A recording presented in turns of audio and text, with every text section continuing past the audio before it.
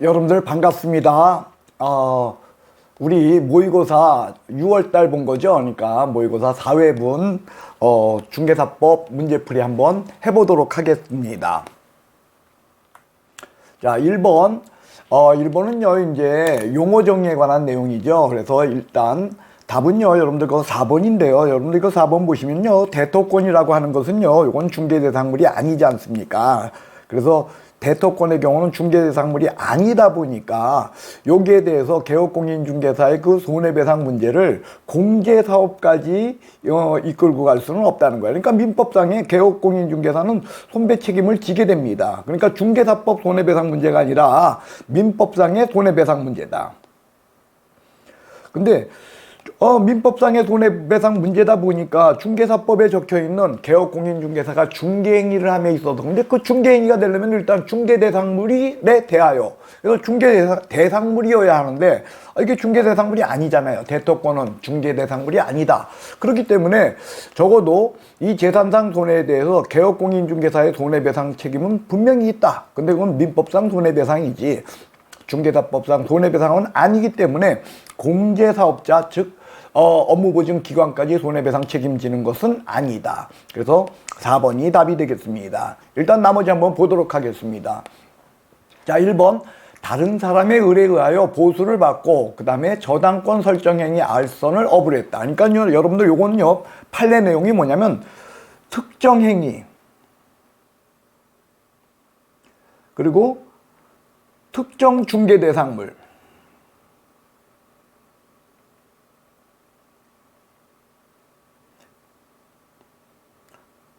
그래서 특정행위 그리고 특정 중개대상물의 알선을 업으로 했어도 중개업에 해당한다라는 것이 여러분들 판례의 내용으로서 제일 많이 나오는 거 그거죠. 금전소비대차 계약에 부수하여 이루어지는 저당권 알선행위, 요것만을 업으로 했다 할지라도 이것도 중개업에 해당한다. 그런 내용이 되겠습니다. 그 다음에 자, 그러니까 요건 이제 해당하지 않는다. 틀린 내용이 되겠고요. 그 다음에 2번 보시면은요, 중개사무소 개설 등록을 하지 아니한 자가 부동산 거래를 중개한 후 보수받을 것을 약속하거나 요구한 행위, 여기 이것은요 중개업에 해당한다. 그러니까 여러분들 여기는요 중개업에 해당하려면 약속하거나 요구한 것으로 그쳐서는 안 되고, 실제로 중개업이라 하면 다른 사람의 의뢰에 의하여 보수를 받고 보수를 받았어야 돼. 근데 약속하거나 요구한 것에 그쳤기 때문에 미수에 그친 거야. 근데 뭐 미수범은 중개사법에서 처벌하지 않지 않습니까? 그렇기 때문에 중개업에 해당한다고 볼 수 없다. 예, 틀린 내용이 되겠고요. 3번. 일정한 보수를 받고 부동산 중개행위를 부동산 컨설팅에 부수하여 이루어졌다 할지라도 중개행위를 했네요. 그리고 이게 만약에 보수를 받았고 그렇다면 중개업에 해당할 수 있네요. 그러니까 해당하지 않는다, 틀린 내용이 되겠습니다. 그래서 요거는요 과거 판례 내용으로서 여러분들이 꼭 기억하셔야 될 그런 내용이 되겠습니다. 그 다음에 5번 보도록 하겠습니다. 자, 우연한 기회, 요거 들어가네요. 우연한 기회, 요게 이제 중개업을 판단하는 업의 판단 기준으로 우연한 기회에 이루어졌다 하면 중개업이 아니다라는 것이 판례의 내용이죠. 그래서 여러분들 중개업에서 업인지 여부는 어떻게 판단한다? 우연한 기회 여부로 판단한다. 그런 내용이 되겠습니다. 그래서 5번 해당한다. 틀린 내용이 되겠네요. 그래서 답은요 4번입니다. 다시요. 중개업이 되려면은요 여러분들 중개 대상물에 대한 중개여야 해. 근데 이건 대토권은 중개 대상물이 아니다. 근데 어쨌든 이걸 했기 때문에 개업공인중개사는 손해배상 책임이 있어. 근데 그건 민법상 손해배상이지 중개사법에서 업무보증기관까지 뒤따르는 손해배상 문제는 아니다 해서 4번이 답이 되겠습니다. 자, 2번 문제 보도록 하겠습니다. 자, 2번. 중개사법상 중개대상물에 관한 설명입니다. 틀린 것은 답은 2번이네요. 여러분들 거기 2번 보면 임목에 관한 법률에 따라 등기된 임목은 부동산으로 보면 맞네요. 그래서 토지와 분리하여 중개대상물이 될 수 있다. 없다, 이게 틀렸네요. 별개의 중개 대상물입니다. 그래서 나무에 관한 것은요, 원칙적으로 판례의 내용은 뭐냐면 토지의 일부분, 아무리 고가의 나무라 할지라도 토지의 한 일부분으로 본다는 거예요. 그러나 임목법에 의해 등기를 하거나 명인 방법에 의한 수목과 같이 일정한 공시 방법을 갖췄을 적엔 그때는 중개 대상물이 된다는 거죠. 그래서 2번 답이 되겠습니다. 자, 나머지는 맞는 내용이니까 여러분들 확인하시면 되겠는데요. 특히 1번은요, 여러분들 건축물에는 우리 건축법상의 건축물하고 다르다는 거야. 장래 건축될 건물, 이게 바로 뭐냐면 분양권이죠. 그래서 분양권까지도 포함한다, 그런 내용이 되겠고요. 그 다음에 이제 민사, 이거 3번 같은 경우도 경매 절차에 있다 할지라도 토지 건축물, 그 밖에 토지 정착물, 임목 공장재단, 광업재단이라면 중개대상물이다라는 거고, 그 다음에 이 4번, 이제 무용적, 유용적, 재산적 가치, 우리 이걸 다른 말로 하면은 이제 요게, 바로 뭐냐면 권리금이죠. 요게 권리금. 권리금은 이런 무용적, 유용적, 재산적 가치다. 근데 여기서 이제 무용적 가치를 쓴 것이고, 그러니까 권리금은 중개대상물이 아니다. 여러분이 잘 아는 내용이죠. 그 다음에 5번은요, 여러분들 분양권이 아니라 입주권이야. 그러니까 입주권이므로 중개대상물 아니다 해서 2번 답이 되겠습니다. 2번 부동산입니다. 그러니까 임목은 중개대상물이다. 그 다음 3번 문제 보도록 하겠습니다.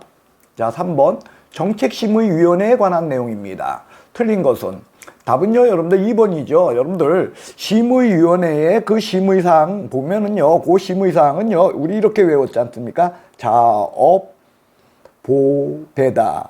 근데 여기서요, 이제 요 시도지사와 연결되는 게 바로 뭐냐면은 자격에 관한 문제랑 중개보수 중에서 요게 이제 뭐냐면 주택의 중개보수. 요것은요, 이제 결국 시도지사랑 관련돼. 그런데 심의위원회에서 정한 사항 중에서 시도지사가 따라야 될 것은 이 부분은 아니라는 거예요. 요거다. 그래서 자격에 관한 문제를 정한 경우 시도지사는 이에 따라야 한다라고 법에서 못 받고 있다. 그래서 적어도 중개 보수 변경에 관한 문제, 요것은 시도지사가 따라야 될 사항이 아니다 해서 여러분들 3번의 답은요, 2번이 되겠고요. 그리고 나머지 보시면요, 위원장 심의위원회 회의를 소집한다. 그래요. 그리고 7일 전까지 이런 거 통보한다. 일단 맞는 내용이고요. 그리고 위원장을 포함해서 3번이요. 7인 이상 11인 이내다. 맞고요. 7부터 시작해서 7, 8, 9, 10, 11. 이게 5손가락 안에 들어가면 된다는 거예요. 그 다음 3번. 해당 안건의 자문 조사를 한 경우, 이거 제척 사유에 이당한다. 그래서 제척 사유라고 하는 것은요, 안건에 위원이 얽혀 있는 거예요. 어떻게? 인적, 물적으로 얽혀 있다. 그러면은 이건 제척 사유가 있다. 요렇게 이야기하는 거죠. 그래서 인적, 물적으로 얽혀 있다는 건 그 해당 안건 발의자가 이제 친족 관계에 놓였다. 아니면 와이프다. 이런 문제고. 그 다음에 물적으로 얽혀 있다는 걸 자기가 용역을 받았다. 그걸 아니면 감사를 했다. 이러한 문제들인 거죠. 자, 그 다음에 5번이요. 국토교통부 장관이 제척 사유가 있음에도 불구하고 회피하지 않는다. 이럴 적에는 해촉할 수 있다. 그렇죠? 여러분들 여기서 국토교통부 장관이 해임한다가 아니라 해촉한다예요. 그리고선요, 여러분들 제척 사유가 있는 사람은 스스로 알아서 빠져야 돼. 그걸 회피라고 합니다. 그래서 기피의 경우는 해촉 아니야. 뭐의 경우? 회피의 경우에만 해촉 사유에 해당한다 해서 맞는 내용이 되겠습니다. 자, 4번 문제 보도록 하겠습니다. 4번 공인중개사 법령상 자격 및 그리고 자격증에 관한 내용입니다. 틀린 것은, 일단 답은요, 여러분들 3번이 되겠네요. 공인중개사 자격증 재교부 신청, 이거 어디다 한다? 무조건 교부한 시도지사. 여러분들 자격에 관한 것은 무조건 교부한 시도지사야.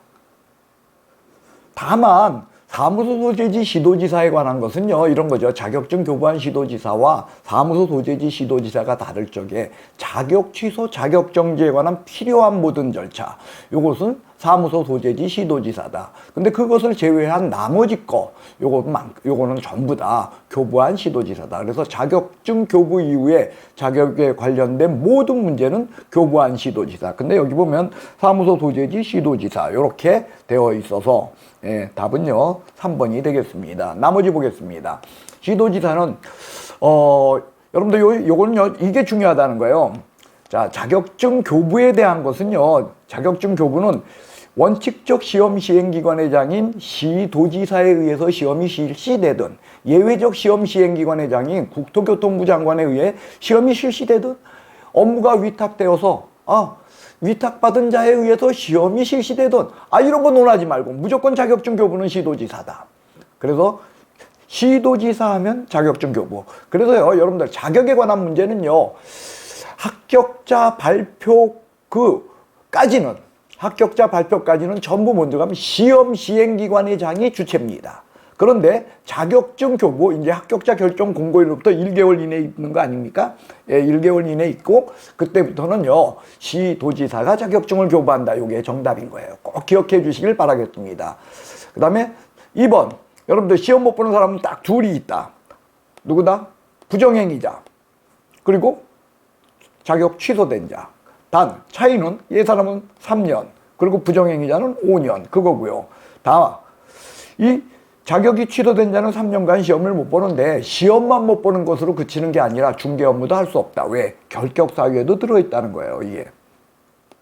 그러나 부정행위자의 경우는 5년간 시험만 못 볼 뿐이야. 즉 공인중개사만 될 수 없어. 그리고 이 사람은, 부정행위자는 개업 공인중개사 등 노릇하는 데는 지장이 없다라는 것이 이제 차이점이죠. 그런 걸 차별화된 것들 여러분들 기억해 주시길 바라겠습니다. 자, 그 다음에 4번 문제인데요. 4번 지문인데요. 공인중개사가 자기 명의로 개설 등록을 마친 후 무자격자에게 중개사무소 경영에 관하여 관여하게 하고 이익을, 지금요 여러분들 여기 무자격자는요 중개업한 건 아니래요. 뭐냐면 단지 경영만 관여했어. 그리고 이익 분배하기로 했어요. 그러니까 수익금을 같이 나누기로 했지 중개 업무는 어디까지나 공인중개사인 개업 공인중개사 이 사람이 하기로 한 거야. 그렇기 때문에 이것은 자격증 양도 대여 문제에 해당하지 않는다라는 요 판례는요 아주 중요한 판례로 여러분들 꼭 기억하셔야 될 겁니다. 그 다음에 5번. 공인중개사가 다른 사람에게 자기 성명을 사용하여 중개 업무를, 여러분들 요겁니다. 다른 사람에게 자기 성명을 사용하여, 요게 나왔을 적에는 이거 양도대여예요. 근데 이게 자격증 양도대여인지 등록증 양도대여인지는 앞에 걸로 보는 거야. 공인중개사가 하면 자격증 양도대여, 개업 공인중개사가 하면 그때는 등록증 양도대여다. 이렇게 구별해 주시길 바라겠습니다. 그래서 여긴 공인중개사가 요거 나왔으니까 자격증 양도대여 해서 맞는 지문이 되겠습니다. 그래서 자, 이거 4번의 답은요 여러분들 3번이 되겠네요. 예, 누구한테? 무조건 교부한 시도지사다. 자, 그 다음에 5번 보도록 하겠습니다. 자, 5번은요 이제 개설 등록에 관한 내용이네요. 자, 개설 등록에 관한 설명으로서 틀린 것은 답은 5번이네요. 등록관청 중개사무소 등록증 교부할 때 일단 맞아요. 그때 다음 달 10일까지 이게 틀렸네. 협회 통보죠. 여러분들 다음 달 10일까지 등록관청이 통보해야 될 거, 이건 등록증 교부, 이거하고 연결돼 있어 일단. 그리고 각종 신고. 그래서 요 각종 신고, 요거는요 이런 거죠. 분사무소 설치 신고, 사무소 이전 신고, 그 다음에 휴폐업 등 신고, 고용관계 종료 신고.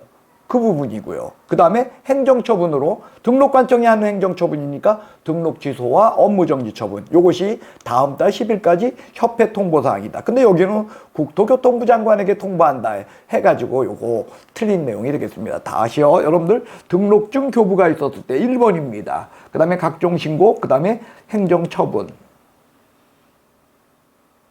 이것이 다음 달 10일까지 협회 통보사항으로 여러분들이 기억할 내용이 되겠습니다. 나머지 보도록 하겠습니다. 자, 법인이 등록하려고 합니다. 그러면 상법상 회사이거나 협동조합법상의 조합일 것을 요구하고, 이때 협동조합에는 사회적 협동조합 요건 제외다.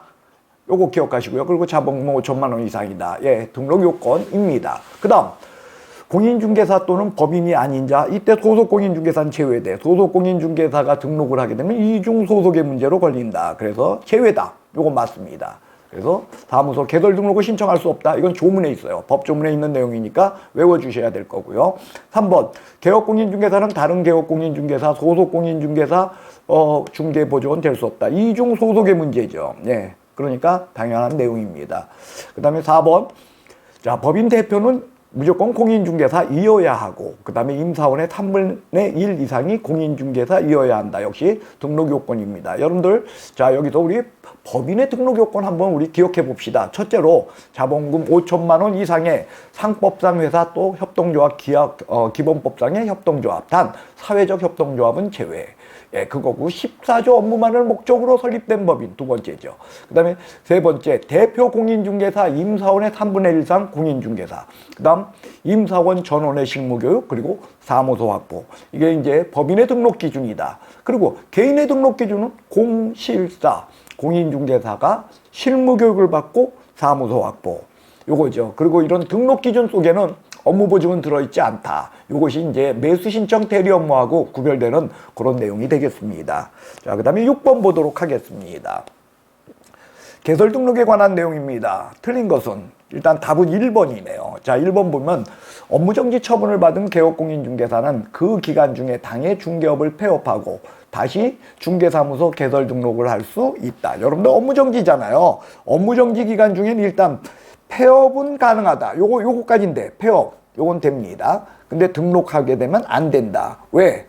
결격 사유입니다. 그 기간 동안 폐업을 하게 되면 남은 잔여 기간 동안 결격 사유에 해당하기 때문에 업무정지 기간 중에 있는 개업공인중개사는 등록할 수 없다. 이것이 내용이죠. 그래서 1번 일단 답입니다. 나머지 볼까요?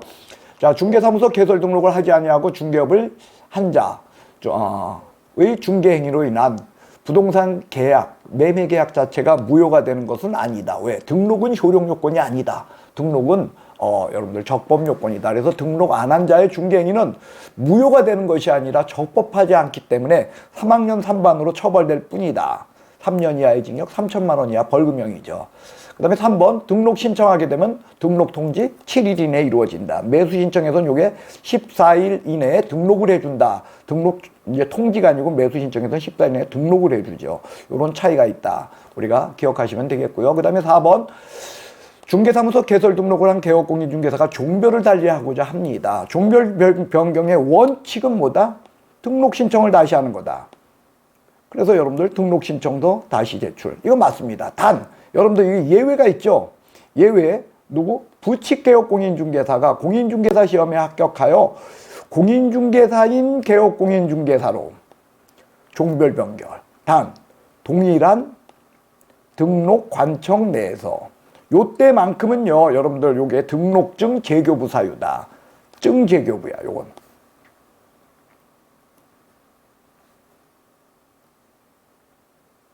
그러니까 원칙적으로는 등록 신청을 다시 한다. 종별 변경. 그러나 부칙개업공인중개사에 공인중개사인 개업공인중개사로의 종별 변경 단 동일한 등록 관청 내에서 이때는 등록증 재교부다. 요것을 별도로 기억해 주셔야 될 겁니다. 그 다음에 5번 등록관청은 중개사무소 개설 등록 신청이 다른 법령의 제한에 위배되는 경우 등록해 주어서는 안 된다. 여기서 다른 법령에 위배되는 경우 이건 이제 대표적인 게 뭐냐면 사무소 요건이죠. 사무소는요 일단 기본적으로 중개사법에 적혀 있는 건 건축물 대장에 기재된 사무소이어야 한다. 그거라고요. 하지만 타 법에 의해서 용도적으로도 사무소로 쓰기에 적합한 용도여야 한다. 그래서 주거시설이어서는 아니 된다라는 것이 여러분들 우리가 기억해야 될 내용이죠. 그것이 바로 다른 법령에 의해서 이 부분입니다. 그래서 같이 기억해 주셨으면 감사하겠네요. 자, 7번 보겠습니다. 7번은요, 이제 결격사유에 해당하는 내용이네요. 자, 다음 중 결격사유에 해당하지 않는 자. 일단 답은 1번이네요. 무조건 선고유예만 나오면 아니다야. 그냥 중개사법에 선고유예 나오면 아니다. 이게 호응관계야. 일단 1번 답이에요. 선고유예 중에 있는 사람은 결격사유 아니야. 왜? 선고유예는 선고를 받은 적이 없어요. 여러분들 결격사유는요. 선고를 받아야 금고 이상형의 선고를 받아야 결격사유가 출발해요. 근데 선고유예는 선고 자체를 미뤄놨거든. 그러므로 결격사유가 아니다. 일단 7번의 답은 1번입니다. 자, 2번부터 보겠습니다. 파산 선고를 받고 복권되지 않았습니다. 예, 복권될 때까지 결격사유자입니다. 3번 징역형입니다. 징역형은 금고 이상형에 해당하기 때문에 이거는 무조건 이 법 위반이 아닌 다른 법, 여기서처럼 다른 법 위반이라 할지라도 결격사유이고, 중요한 건요, 언제까지냐 이거죠. 집행이 종료되면 종료일로부터 3년, 집행의 면제를 받으면 면제일로부터 3년, 집행유예는 유예기간 동안. 근데 지금 여기 보면 유예기간이 끝나질 않았네요. 그렇기 때문에 결격사유자입니다. 그 다음에 4번 보겠습니다. 자, 이건요, 벌금형이네요. 벌금형은요, 일단 300만 원 이상이어야 하고, 그 다음에 중개사법 위반이어야 해. 이것이 기본 논리죠. 그리고 이 벌금형 하면 여러분들이 두 가지가 떠올라야 되죠. 첫째는 뭐냐? 벌금형은요, 여러분들 양벌 규정에 의한 개업공인중개사의 벌금형 선고 시에는 이때는 비록 300만 원이 초과됐다 할지라도 결격사유가 아니다라는 걸 일단 떠올라야 되고요. 두 번째로는 다른 법과 경합범의 경우 벌금형은 분리하여 선고한다. 이 두 가지가 떠올라야 될 내용이 되겠습니다. 그 다음에 5번 보겠습니다.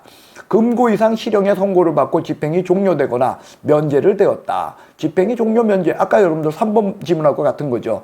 면제되면 종료되거나 면제되면 3년. 집행유예는 유예기간 동안. 그겁니다. 일단 선고를 받아야 돼. 그 바람에 1번. 선고유예는 선고받은 게 아니기 때문에 결격사유가 아니라는 거예요. 그래서 7번 이렇게 결격사유에 대한 거 논리적으로 여러분들 쫙 섰으면 합니다. 그 다음에 8번 보도록 하겠습니다.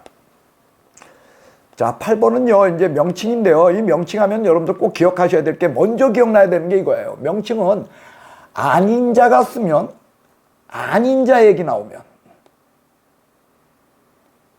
그때는 1학년 일반이야. 근데 인자가 제대로 안 썼어?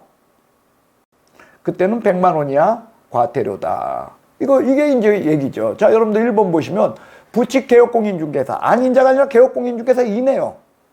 그러니까 여기 공인중개사 사무소라는 문자를 썼어. 인자가 제대로 안 썼네요. 그러니까 얘는 100만 원이야 과태료. 일단 답은 1번이에요. 이렇게 풀라는 거예요. 문자, 명칭에 관한 건요, 이것이 여러분들 이거야. 5개 광고물이든 아니면은 개업공인중개사 명칭에 관한 문제든 아니면은 표시 광고의 문제든 이런 거 논하지 않고 명칭을 인자가 제대로 못 썼다 100만 원 이하 과태료. 아닌자가 썼다 1학년 일반. 이렇게 논해 주시기 바랍니다. 자, 여러분들 그런 측면에서 2번 보세요. 아닌자 얘기 나왔어요. 그러니까 1학년 위반, 1년 이하의 징역, 1,000만 원 이하 벌금형. 일단 맞다는 거예요. 3번. 자, 개업공인중개사는 법인의 분사무소에, 요건 분사무소네요. 분사무소에 5개 광고물을 설치하니까 거기에는 책임자 이름이 들어가야 돼. 맞네요. 자, 그 다음에 4번. 아닌자 얘기 나왔네요. 아닌자 얘기 나오면 무조건 1학년 일반이야. 그 다음에 5번 보시면 등록관청은 위법 간판에서 철거 명령을 받은 개업공인중개사가 철거를 이행하지 아니할 때 이때 대집행할 수 있다. 다만요, 여러분들 요거는 100만 원 이하 과태료가 아닌 거예요. 그러니까 여러분들 여기서 철거 명할 수 있는 요 부분에 대한 건요, 요건 이겁니다. 그러니까 여기서 말하는 철거를 명하는 건 이게 두 가지가 있죠. 뭐냐면 아까 인자든 아닌자든 간판을 제대로 못 썼을 때의 5개 광고물을 제대로 설치 안 했을 때의 문제. 그거 외에 이런 경우요. 개업공인중개사가 사무소를 이전하거나 또는 폐업하거나 또는 등록 취소가 되었을 때 이로 말미암아 간판이 그냥 있어서는 안 돼. 그랬을 때 이런 일이 있었을 때는 어떻다? 지체 없이 간판을 철거해야 되는데 요거는 안 하면 대집행만 있고 요거는 100만 원 이하 과태료가 아니다. 요 사실까지 좀 기억했으면 합니다. 자, 9번 문제 보도록 하겠습니다. 개업공인중개사의 고용인에 관한 설명입니다. 옳은 것은 일단 답은 1번입니다. 법인이 아닌 개업공인중개사 의 소속공인중개사가 결격사유에 해당해요. 여러분들 이거 기억하셔야죠. 임사원이 등록 결격이면 그러면 개업공인중개사도 결격사유야. 그 바람에 철tum치죠. 등록이 취소된다 이겁니다. 그러나 고용인이 등록 결격이면 그러면 개업공은 업무정지다. 요것이 여러분들 내용이야. 단 둘 다 2개월 내에 해소하면 그러하지 아니하다. 그거죠. 그래서 여러분들 1번은 완벽하게 맞습니다. 여러분들 여기에 보면 소속공인중개사, 즉 고용인이 결격사유였어요. 그렇기 때문에 2개월 내에 해소하지 않게 되면 업무정지 명할 수 있다. 1번 답입니다. 자, 2번부터 보도록 하겠습니다. 무엇이 틀렸는가? 2번. 개업공인중개사가 소속공인중개사를 고용했습니다. 그러면 업무를 개시하기 전까지 등록관청에 고용신고하도록 돼 있죠. 근데 10일 이내는요, 고용관계 종료신고죠. 그러니까 이거 틀렸네요. 그 다음에 두 번째, 그러니까 업무를 개시하기 전까지예요. 그 다음에 3번, 고용인이 중개 관련 업무로 중개사법을 위반하여 개업공인중개사가 아까도 봤죠. 여러분들 양벌 규정에 의해 벌금 형성 것에는 결격사유에 해당하지 않는다. 해당한다. 틀렸습니다. 그 다음, 중개보조원의 업무상 행위는 그를 고용한 개업공인중개사의 행위로 본다. 추정한다. 이거 틀렸네요. 그 다음에 5번, 고용인의 업무상 과실로 인한 불법행위로 의뢰인에게 손해를 입힌 경우 개업공인중개사가 손해배상 책임을 지고 중개보조원은 책임 안 진다? 아니야, 져야죠. 여기 주채무자입니다. 개업공인중개사는 이건 연대채무자입니다. 그렇기 때문에 둘 다 여러분들 선택적 중무적으로 손해배상 청구할 수 있고, 그리고 당연히 중개보조원은 주채무자니까 손해배상 책임을 져야 돼요. 그 바람에 개업공인중개사가 손해배상을 대신해 주게 되면 주채무자인 중개보조원에게 구상권을 행사한다. 이것까지 여러분들 머릿속에 있어야겠죠. 자, 이것이 여러분들 우리 8번, 9번 내용이 되겠습니다. 자, 10번 봅니다. 10번은요. 법인인 개업공인중개사의 업무 범위, 즉 14조 얘기네요. 14조.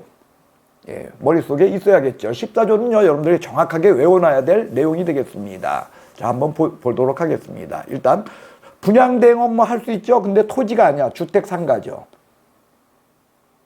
일단 1번 틀렸습니다. 그 다음에, 여러분들 2번 나오면요, 이 도배 이사업체를 직접 운영하는 거다, 소개하는 거다. 소개. 그죠? 그래서 부수, 용역의 알선업이야. 용역업이 아니라, 용역의 알선업이다. 그래서 2번 운영 틀렸습니다. 그 다음에 분양대행, 상업용 건축물의 분양대행. 당연히 할 수 있죠. 예. 그래서 주택상가의 분양대행입니다. 그래서 1번하고 3번은 뒤바뀌어 있어. 그 다음에 4번, 겸업제반 제한 규정을 위반한 경우. 이거 임등치죠. 그래서 법인만의 임의적 등록 취소 사유다. 그래서 임등치 등록을 취소할 수 있다. 4번이 답이네요. 그 다음, 여러분들 5번은요, 매수신청 대리인에 관한 것으로서 매수신청 대리 사건에 대해서 개업공인중개사인 법인이 자기가 직접 매수신청인으로 들어가. 그러니까 이 얘기는 뭐냐면 이 물건에 대해서 A라는 사람이 좀 사달라고 부탁을 했대요. 경매에서 사달라고 했는데, 그러니까 요 문제인 걸 갖다가 결국 뭐냐면 매수 대리 업무를 맡았다는 거죠. 그런데 그래 놓고 개업공인중개사가 이게 너무 마음에 들어. 그러니까 지가 직접 사. 그러면은 결국 뭐냐, 여러분들 개업공인중개사가 자기가 사고 이 사람한테 배신하는 거 아니야. 그렇기 때문에 이걸 여러분들 매수신청 대리에서는 이걸 매수신청 대리의 금지행위로 규정하고 있는 내용입니다. 이거는요, 이것뿐만 아니라 여기 하나를 더 기억하셔야 될 게 뭐냐면 개업공인중개사가 직접 살 수도 있지만 사는 거 이것도 금지행위지만 매수신청 대리 맡은 사건을 또다시 다른 사람한테 매수신청 대리 받는 거, 요것도 여러분들 금지행위다. 2건 이상의 동일 물건에 대해서 2건 이상의 매수신청 대리 업무를 맡는 거, 이것도 뭐다? 금지행위다. 이렇게 같이 기억해 주시길 바라겠습니다. 그 다음 11번 보도록 하겠습니다. 공인중개사 법령상 중개사무소에 관한 설명입니다. 틀린 것은 일단 답은 3번입니다. 법인인 개업공인중개사가 분사무소를 설치하려고 합니다. 분사무소 얘기 나오면 여러분들 무조건 뭐가 떠올라야 돼요? 주된 사무소 등록관청. 근데 여기 분사무소 소재지에 뜨니까 틀렸습니다. 그래서 무조건 뭐다? 주된 사무소 등록관청. 분사무소는요, 예외적으로 분사무소가 분사무소 소재지 시장군수구청장이 할 수 있는 문제는 뭐냐? 여러분들, 감독상 명령이야. 감독상 명령. 보고하게 하거나 자료 제출, 그 밖에 필요한 명령, 공무원으로 하여금 출입하여 조사, 검사하게 할 수 있다는 이 감독상 명령만큼은 여러분들, 그건 저기도 분사무소 소재지 시장군수구청장도 포함돼요. 그리고 예외적으로 요거하고는 별개의 문제지만 주택의 중개보수, 이거는 그러니까 등록관청이, 그러니까 분사무소 소재지 시장군수구청장이 아닌 분사무소 시도조례에 의한다는 거죠. 뭐가? 주택의 중개보수. 단 주택입니다. 주택 외의 경우는요, 무조건 국토교통부 령에 의해서 결정되니까요. 예, 그래서 여러분들 그거 확인하시고요. 그 다음에 4번, 공인중개사법을 위반하여 2 이상의 중개사무소를 두었네요. 이중사무소네요. 그러니까 이중사무소면은 뭐다? 이거 이중사무소 임등취. 그러니까 등록을 취소할 수 있다. 맞는 내용이 되겠습니다. 임등취. 그 다음 이전 신고 다음 달 10일까지 공인중개사협회에 통보. 아까 봤죠, 여러분들. 등록증 교부가 있었을 때, 그리고 각종 신고, 그리고 행정처분으로 등록 취소, 업무정지. 그 이야기입니다. 그래서 그 각종 신고에 보면 분사무소 설치 신고, 사무소 이전 신고, 쇼폐업 등 신고, 고용관계 종료 신고. 이거 네 가지다. 그러니까 11번 답은요, 3번이 되겠습니다. 그 다음에 12번 보겠습니다. 쇼폐업에 대한 내용입니다. 틀린 것은 일단요, 여러분들 휴업신고와 폐업신고는요, 전자문서에 의한 신고가 불가능해요. 요거는 두 개는. 왜냐? 등록증을 첨부하기 때문이야.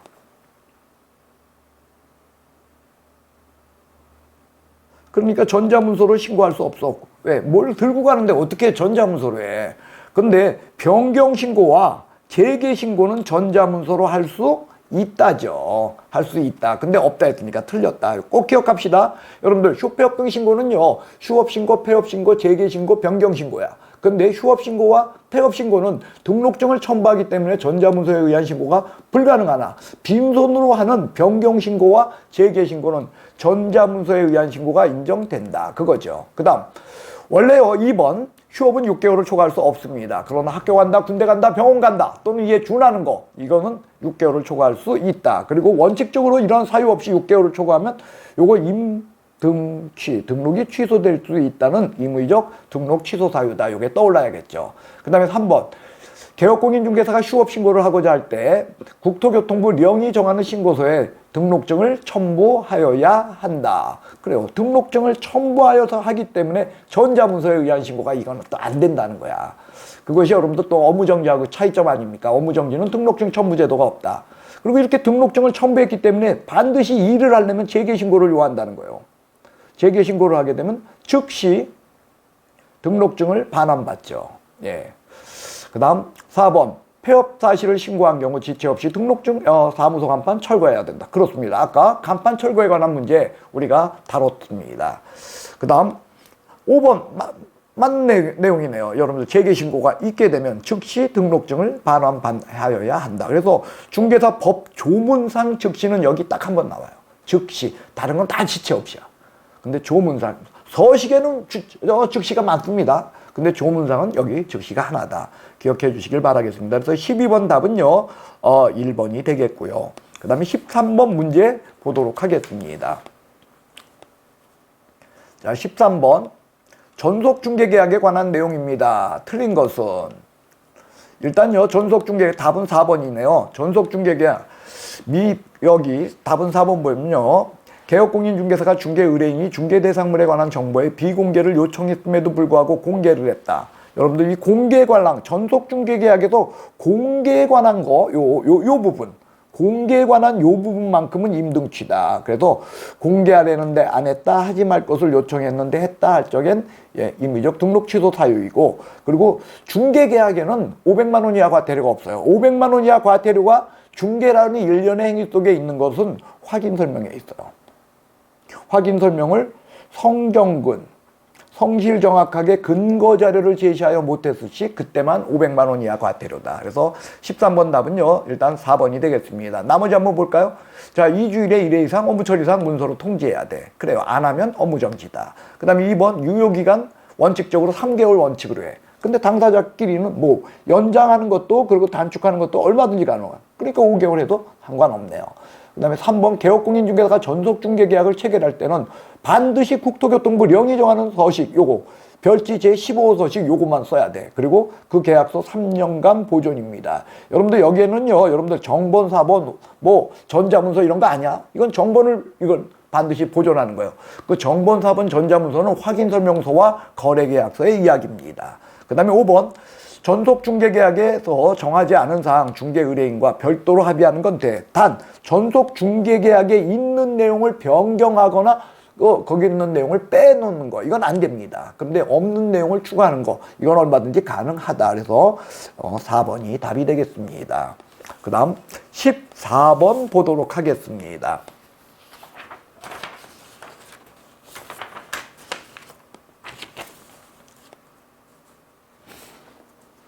자, 14번 문제요. 자, 14번은요, 부동산 거래 정보망에 관한 내용이네요. 자, 이 부동산 거래 정보망에 관한 내용으로서 틀린 것은, 일단 답은요, 여러분들 거 2번이네요.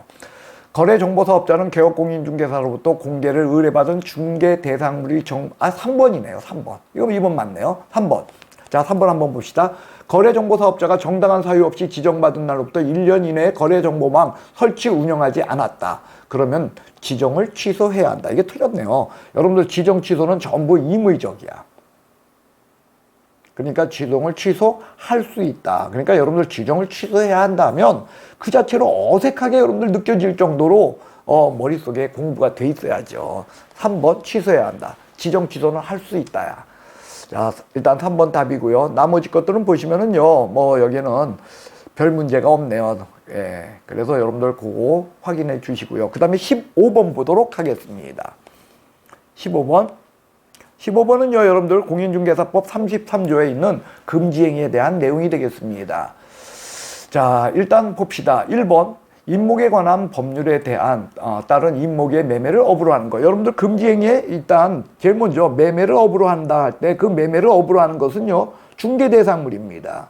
그래서 중개대상물 매매를 업으로 하는 것이 금지행위다. 근데 여러분들 임목은요, 임목공장재단, 광업재단은 중개대상물이야. 그러니까 이거 매매를 업으로 했다? 그럼 금지행위입니다.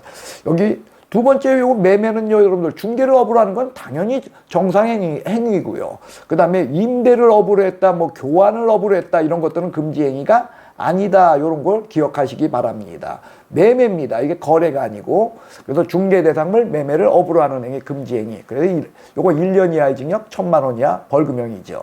그 다음 2번. 중개 의뢰인이 부동산을 장기 전매하여 세금을 포탈하는 것을 알면서도 이에 동조하여 전매를 중개하는 행위. 예, 요거는요, 투기 조장 행위죠. 그래서 전매 차익을 목적으로 하든 아니면 못하든, 뭐 이거, 그러니까 전매 차익을 어떤 간에 요거는 투기 조장 행위에 해당한다. 그래서 2번 역시 금지행위네요. 3번 매도 의뢰인과 서로 싸고 매우 높은 가격으로, 이 판례 내용은요, 거래상 중요사항을 이렇게 무척 높은 가격, 이렇게 판례가 가격에 관한 문제가 거래상 중요사항이다, 이렇게 이야기하고 있죠. 그래서 개업공인중개사가 그것을 편취하거나 아니면 다른 매수 의뢰인 중에 일부분에게 이걸 취득할 수 있게끔 해주는 이런 것들이 다 여기 기망행위에 해당한다.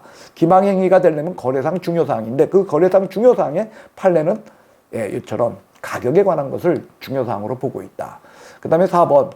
여기는 4번은요, 여러분들 소유자로부터 거래에 관한 대리권을 수여받아 대리인과 직접 거래를 했다. 여러분들 이거는요, 쌍방 대리는 아니야. 근데 문제는 뭐냐면 직접 거래, 개업공인중개사가 자기가 직접, 여러분들 개업공인중개사는 A와 B가 거래를 할 때 중간에서 개업공인중개사 C는 이걸 중개를 해야 돼.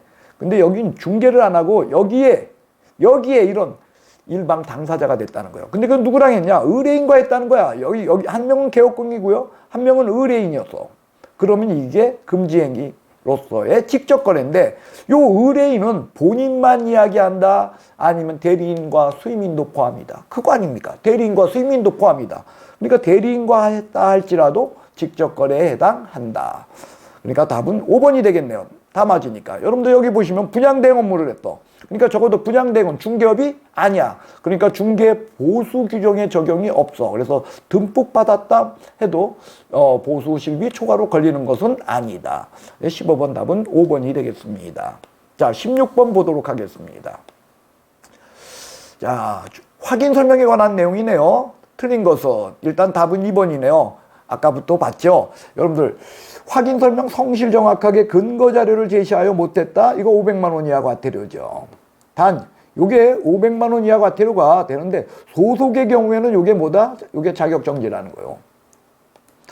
예, 이렇게 해서 여러분들 요 2번 여러분들 같이 기억해 주시길 바라겠습니다. 자, 나머지 한번 보겠습니다. 1번 개업공인중개사가 중개가 완성되기 전에 확인 설명사항을 확인하여 이를 당해 중개대상물의 권리를 취득하고자 하는 의뢰인에게 설명하여야 한다. 그래요. 확인 설명의 의무는 개업공인중개사에게 있고요. 언제 하냐? 중개가 완성되기 전. 중개 의뢰가 있으므로 중개가 완성되기 전에 확인 설명한다. 누구에게 하냐? 권리를 취득하고자 하는 의뢰인에게 한다. 예. 그 다음 어떻게? 하여야 한다지 할 수 있다가 아니다. 그리고 이거는요, 이제 소속의 경우는 할 수 있답니다. 예. 그러나 소속도 이게 성실 정확하게 못했을 때는 2번 자격정지다. 그래서 일단요 500만 원 이하가 되는데 업무정지라고 했으니까 2번이 답이 되겠고요. 3번 중개대상물 권리를 취득함에 따라 부담할 조세의 종류와 세율, 요거는 확인 설명 사항이야. 단 요거 꼭 기억하셔야 되죠. 요 조세에 관한 문제하고 중개 보수에 관한 거, 그러니까 조수하고 보수, 그래서 여러분들 우리가 조수다 이렇게 얘기하잖아요.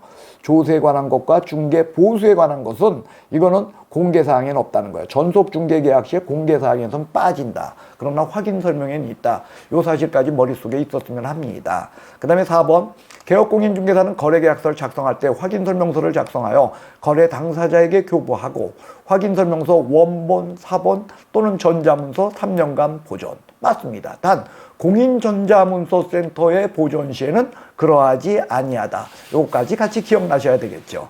그 다음에 5번 지문이요. 자, 5번 지문 보시면 확인설명서에는 개업공인중개사가 서명 및 날인해야 돼.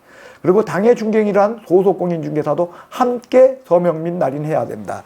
그래서 개업공인중개사가 서명 및 날인 안 하면 그때는 뭐다? 이건 업무정지예요.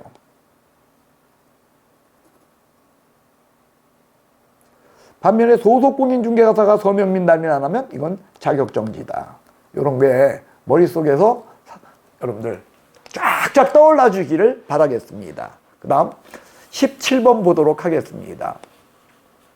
자, 17번 공인중개사 법령상 개업공인중개사의 거래계약서 작성 등에 관한 설명으로서 틀린 것은,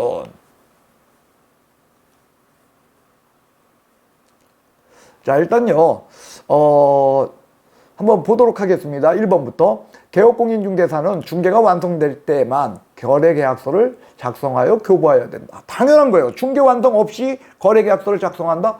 그러면은 그거는요 거짓계약서 작성이죠. 임등치입니다. 그 다음에 2번 거래 당사자에게 교부하는 거래계약서가 공인전자문서센터에 보존 시에는 그때는 보존하지 않아도 된다. 왜? 이것이 이제 새로 나온 지문이니까 꼭 기억해야 될 내용이 되겠습니다.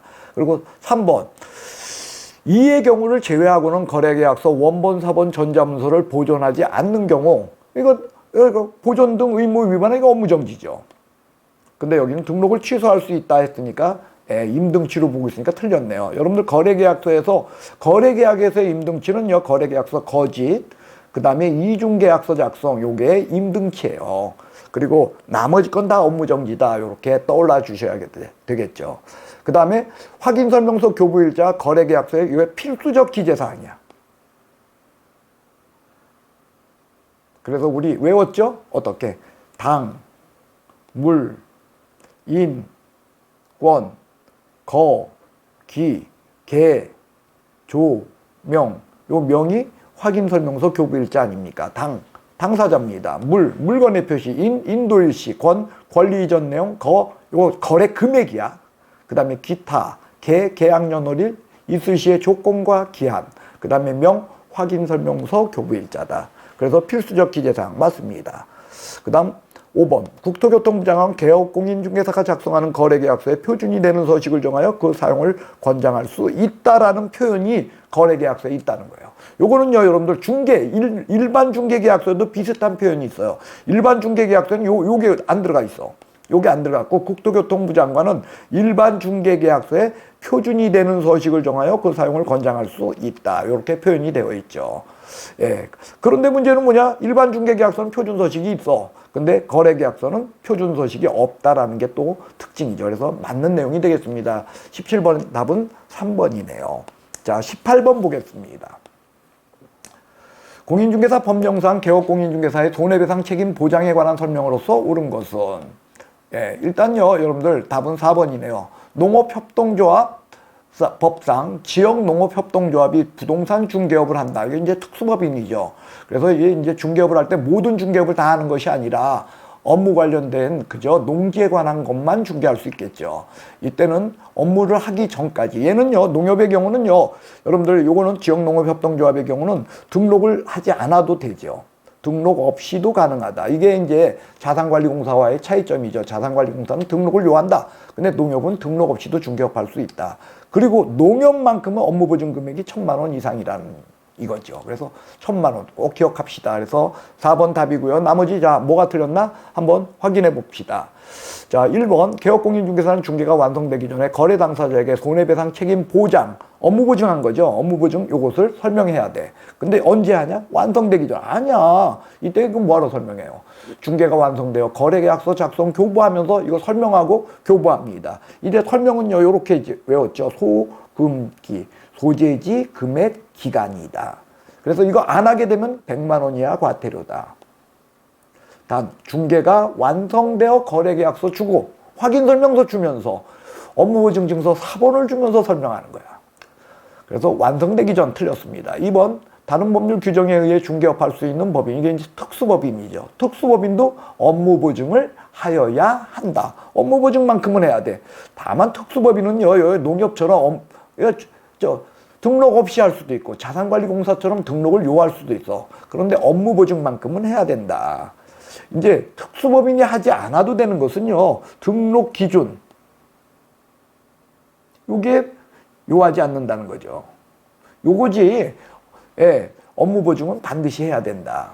그 다음에 3번 개업공인중개사의 중개행위를 함에 있어서 거래 당사자에게 손해를 입힌 경우 고의과실, 아니야, 무과실 책임은 없다라는 거예요. 고의과실이 있어야 손해를 배상하는 거고, 다만요, 사무소 타인에게 제공 책임, 요것만 예외적으로 무과실 책임이다. 그 다음 그게 5번에 있네요. 5번 개업공인중개사는 자기의 중개사무소를 다른 사람의 중개행위의 장소로 제공하여 거래 당사자에게 재산상 손해를 입혔을 때, 그때 이건 무과실이죠. 그때는 손해배상 책임 있다 없다 틀렸네요. 그래서 답은 정확한 거 4번이 되겠습니다. 예. 19번 보겠습니다. 19번은요, 중개 보수에 대한 내용이네요. 틀린 것은 답은 3번이네요. 주택의 중개대상물에 대한 중개대상물이 중개에 대한 보수는 국토교통부 령이 정하는 범위 안에서 시도조례로 정하는 것은요, 주택입니다. 주택위에 틀렸네요.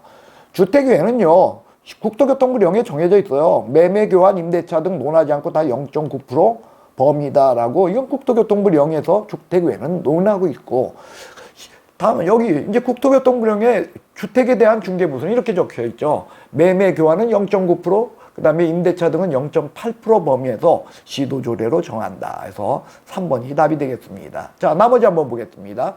1번 공인중개사 자격증 없는 자가 사무소 개설 등록하지 아니한 채 중개업을 했다. 무등록자네요. 무등록자니까 중개보수 지급약정은 강행법규 위반으로 일단 무효야. 무등록자는 보수청구권. 여러분들 무등록자면 꼭 기억하셔야 될 게 있어요.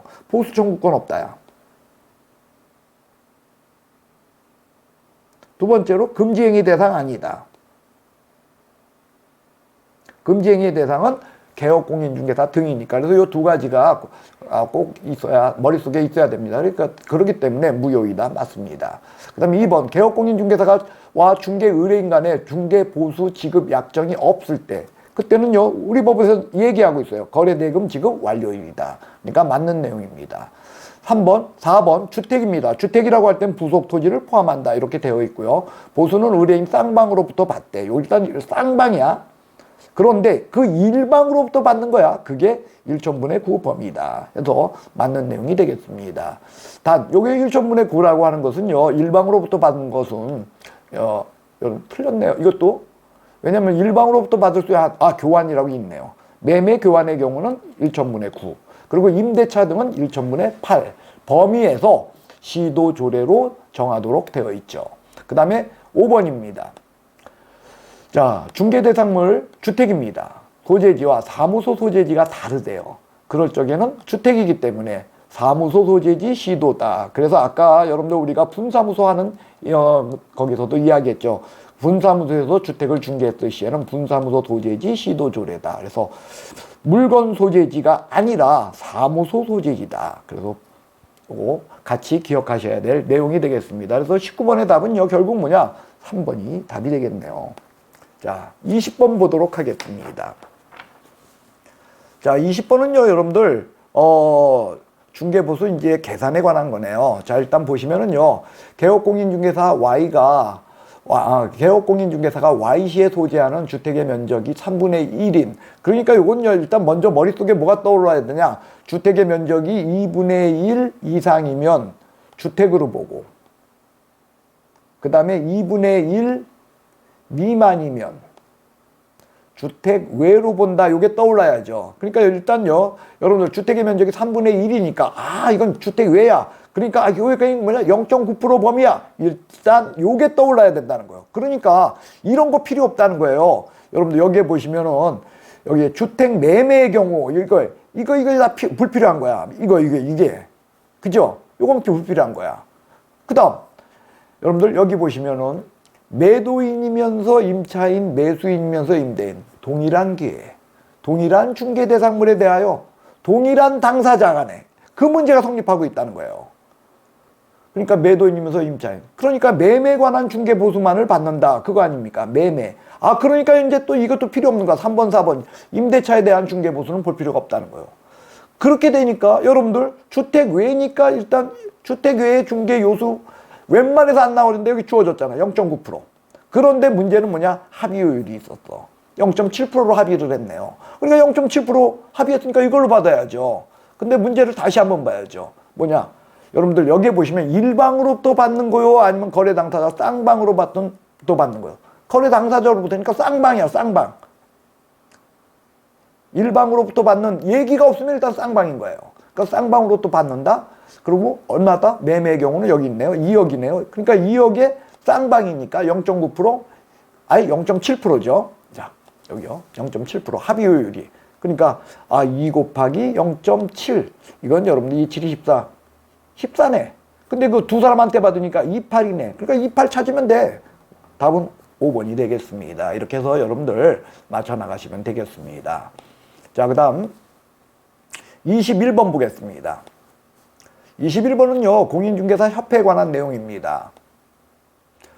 자, 공인중개사 법령상 공인중개사 협회에 관한 설명으로서 틀린 것은, 자, 1번 총회 의결 내용 지체 없이 국토교통부 장관에게 보고. 여러분들 이거 총회 문제가, 협회 문제가 나왔을 때는요, 이거죠. 국토교통부의 승인, 그 다음에 국토교통부의 인가, 그 다음에 국토교통부의 보고, 그리고 국토교통부 아닙니다. 예, 그 다음에 뭐냐면은, 신고. 그래서요, 여러분들 이거죠. 승인사항은 두 가지가 있어. 두 가지. 뭐다? 책임준비금을 다른 용도로 사용코자 할 때 국토교통부 장관의 승인을 요한다. 그거 여러분들 기억하셔야 되고. 그 다음, 뭐냐면 공개 규정을 정하여 공개 규정 변경 시에 국토교통부 장관의 승인을 요한다. 그 승인사항, 예, 다 공제 업무에 관련되어 있는 겁니다. 그 다음에 이거죠. 인가는요, 예, 협회는 인가법인이다. 허가받는 거 아니다. 그래서 설립에 관한 것은 협회는 국토교통부 장관의 인가를 받아. 요게 떠올라야 돼요. 그 다음에 보고는요, 여기에 관한 이거요. 총회 의결 내용 지체 없이 국토교통부 장관에게 보고. 그거고요. 그 다음에 신고는 협회가 지부 지회를 설치할 때는 지부는 시도지사에게, 지회는 등록관청에 설치 신고를 한다. 그래서 지부지회에 관한 내용입니다. 그리고 요 지부지회에 관한 요 신고사항은 요거는 여러분들 국토교통부가 아니야. 지부는 시도지사, 지회는 등록관청. 그것이 떠올라야겠죠. 그 다음에 그게 여러분들 2번에 있네요.